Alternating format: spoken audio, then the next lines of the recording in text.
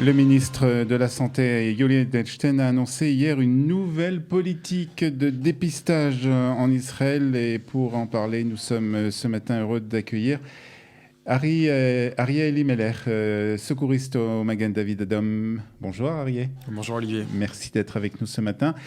Pour parler un peu justement de cette nouvelle politique, alors est-ce qu'il s'agit vraiment d'une nouvelle politique? Est-ce que les choses sont déjà en place pour le Magen David Adom? Ou on en est plus ou moins?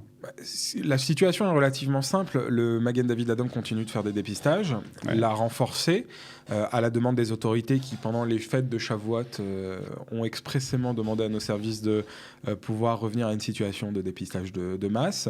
Et nous avons immédiatement, en quelques heures à peine, mis en place 4 de ces centres de dépistage qui sont situés dans les principales villes. Et aujourd'hui, on en aura un autre supplémentaire. Alors, ces centres de dépistage, on rappelle, ces centres où on peut venir en voiture. Hein, c'est ça, ce sont les dépistages au volant. Voilà. Les fameux drive-in qui permettent de pouvoir être dépisté en ayant pris un rendez-vous au préalable avec Oussakou Patrolim, une demande qui a été validée ensuite par un médecin du ministère de la Santé. Et ça nous permet de pouvoir tester en 4 minutes à peine sans sortir de son véhicule. Ouais. Et donc en limitant les risques de contamination, puisque les règles pour le moment, à l'heure où je vous parle, sont toujours les mêmes. Alors pour le moment, c'est important de dire, parce qu'on a annoncé ce matin que Yuli Edelstein voulait justement ouvrir un peu ces tests de dépistage et permettre donc à toute personne qui a été en contact avec une personne malade, un cas vérifié de coronavirus, de pouvoir se dépister. Alors vous nous dites que pour le moment, c'est des annonces qui ont été faites, mais rien d'officiel. C'est une annonce qui a été faite, c'est une volonté politique. Et le Magen David Adom, lui, son rôle est d'être l'opérateur des décisions politiques. Donc vous attendez en fait les consignes écrites. Exactement. Même si elles ont commencé à être faites, puisque nous avons par exemple un petit cluster ici dans un lycée à Jérusalem avec plusieurs dizaines de cas qui ont été recensés donc dans un établissement scolaire. Et la journée d'aujourd'hui sera consacrée pour ces jeunes et l'ensemble des jeunes de l'établissement à être dépistés dans le fameux centre qui est au stade Teddy, donc un peu en périphérie de la ville, et ce qui va nous permettre de pouvoir mener jusqu'à 2000 tests supplémentaires par jour, ce qui n'est pas anodin, puisque notre vitesse de croisière aujourd'hui est de 12 000 à peu près de manière quotidienne.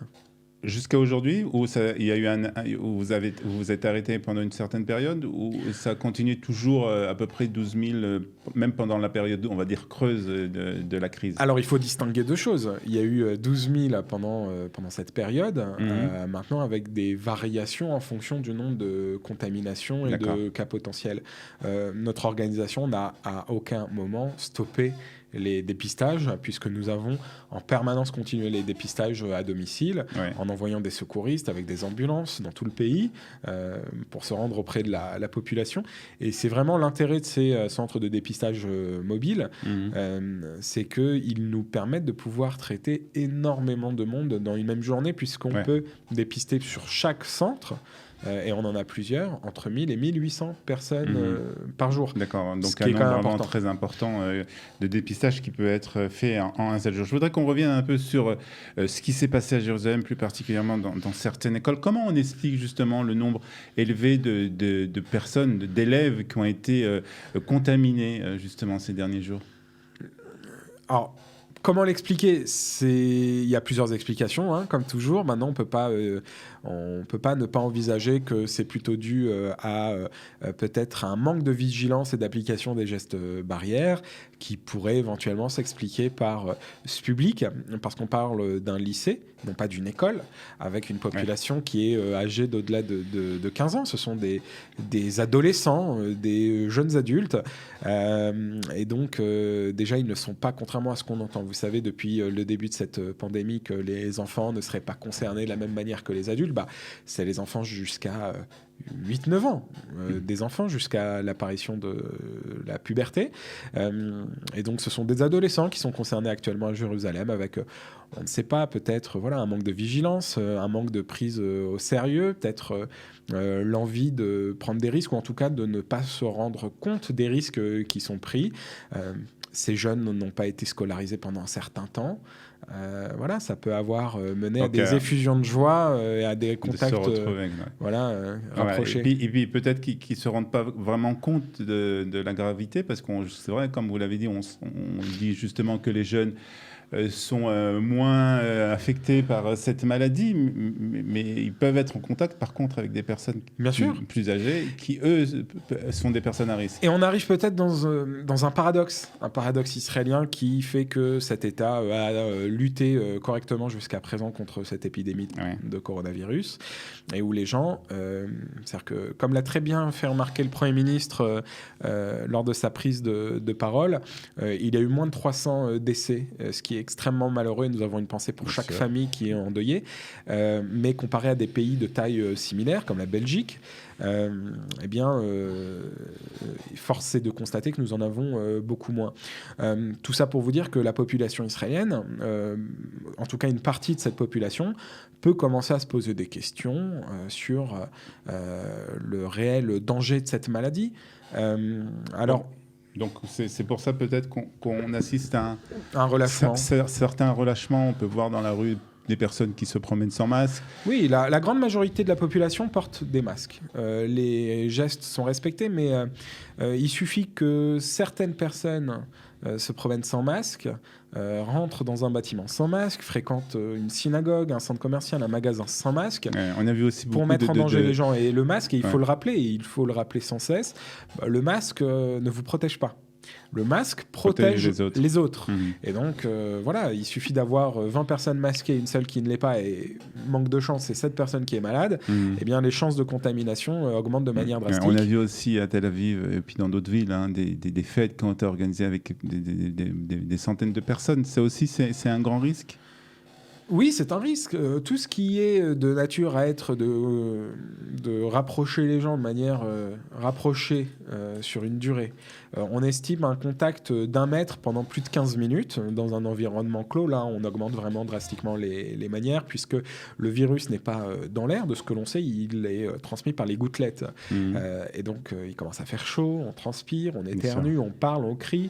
Et ce sont autant de gouttelettes qui vont pouvoir rester dans l'air pendant plusieurs minutes et contaminer les gens qui vont les respirer. Et les gestes barrières sont vraiment importants. Alors justement, on va les rappeler. Peut-être les mauvaises choses à ne pas faire. Voilà, on va rappeler donc les gestes barrières, même si on l'a dit déjà plusieurs fois, plus de 1000 fois sur cette antenne. C'est important de les rappeler encore une fois. Les gestes barrières, le masque d'abord. Le masque, qui est ici obligatoire. Qui peut être un morceau de tissu. Alors l'idée, c'est il a une double mission, ce masque. Alors la première, c'est qu'il va vous empêcher de propager les gouttelettes lorsque vous allez éternuer, lorsque vous allez parler, lorsque vous allez vous exprimer. La deuxième chose, c'est que ce masque va avoir un effet de rafraîchissement de la mémoire, qui vous rappelle qu'il ne faut pas toucher son nez et sa bouche avec ses mains. Pourquoi ? Parce que l'on va avoir tendance à toucher tout ce qui va être dans notre environnement, et nous touchons plusieurs dizaines de fois par heure le visage. Et donc le virus peut pénétrer par les yeux, le nez, la bouche, par les voies respiratoires et les yeux. Et donc ça, déjà, ça va avoir cette première vocation. D'où aussi l'intérêt, et peut-être de ne pas porter de gants, puisque ce que nous voyons, c'est des gens qui ne savent pas porter le gant. Alors, je sais que la porte-parole du gouvernement français, quand elle a expliqué que le port du masque était quelque chose de compliqué, on ne l'a pas pris au sérieux, mais sur le port du gant, c'est quelque chose qui requiert au moins alors, je dirais pas une formation, mais en tout cas une mise en garde et une explication rapide. Pourquoi ? Parce que quand on a un gant, on va faire quelque chose qui est assez naturel, c'est qu'on va les garder pendant un certain nombre de temps et on va pas laver ses mains. Il vaut mieux laver plusieurs fois par heure ses mains à l'eau et au savon. Et si je n'ai pas d'eau et de savon, je vais me frotter les mains avec un gel hydroalcoolique. Alors ça, c'est le deuxième geste, c'est se laver les mains plusieurs fois par jour, plusieurs fois par heure même peut-être. Oui, exactement. Se promener avec un gel hydroalcoolique, d'éviter les contacts rapprochés, garder une mesure garder une distanciation physique d'1 mètre. Voilà, c'est autant de gestes qui vont nous permettre de... et bien sûr, et c'est évident, de ne pas jeter son masque et ses gants par terre. C'est ce qu'on voit un peu partout. C'est aussi un geste écologique, mais c'est aussi un geste de pure pure sécurité, puisque si le coronavirus s'est déposé sur votre masque et que vous le jetez, eh bien vous disséminez le masque, le virus un petit peu partout. Et donc ça, ce sont vraiment des choses qu'il ne faut pas faire. Alors, je voudrais quand même qu'on revienne encore une fois sur les tests, parce que c'est important. Pour le moment, donc, les conditions les consignes pour faire les tests n'ont pas changé. C'est-à-dire qu'on ne peut pas appeler le MADA en disant « voilà, je veux venir faire un test ». Il faut toujours avoir l'autorisation du médecin. Oui, il faut avoir une prescription médicale. D'accord. C'est-à-dire que... C'est important de le préciser pour nos auditeurs. Nous avons réussi à mettre en place un système qui fait que nous avons testé, comme je vous l'ai dit, plus de 12 000 personnes de manière quotidienne ces dernières semaines. L'objectif n'est pas de tester toute la population israélienne, mais de tester toutes les personnes qui présenteraient des symptômes, ou en tout cas qui auraient des raisons de penser qu'ils ont été contaminés au coronavirus. Je donne cet exemple qui est assez caricatural, mais si vous n'êtes pas sorti de chez vous depuis 3 semaines, il n'y a strictement aucune raison de suspecter que vous ayez été contaminé par le coronavirus. Par contre, on le sait, une large partie des personnes qui seront contaminées par le coronavirus seront asymptomatiques, ne présenteront pas de développement des symptômes, mais ceux-là doivent pouvoir être testés s'ils ont été en contact avec des gens qui ont été déclarés positifs au coronavirus. Alors, chose importante aussi, c'est le confinement après. C'est cette période de quarantaine, de 14 jours plus exactement, qui sera toujours en vigueur. Même... Elle l'est toujours. Voilà. Elle l'a toujours été. Et donc, il faut vraiment distinguer le confinement et la quatorzaine.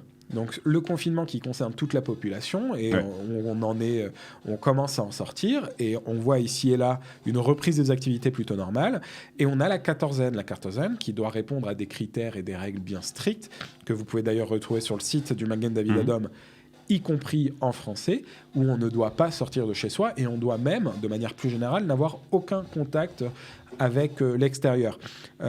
Pour le moment, elle concerne toutes les personnes qui ont eu un contact et toutes les personnes qui sont revenues de l'étranger dans les 14 derniers jours. Donc ça, c'est toujours en vigueur. Exactement. Avec, par exemple, les hôtels de Corona, comme on les surnomme. Ils existent encore ? Oui, ils existent encore. Il y a encore des personnes.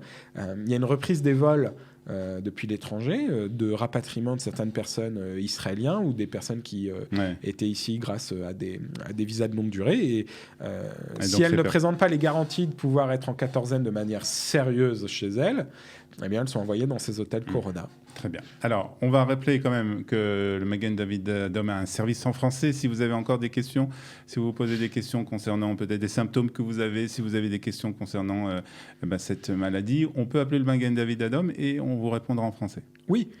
On a vraiment voulu mettre ça en place dès le début de la crise du corona. Vous en avez parlé à de multiples reprises, en appelant le 101, qui reste et qui est le numéro d'urgence et qui continue d'intervenir dans tout le pays en cas d'urgence médicale de manière quotidienne.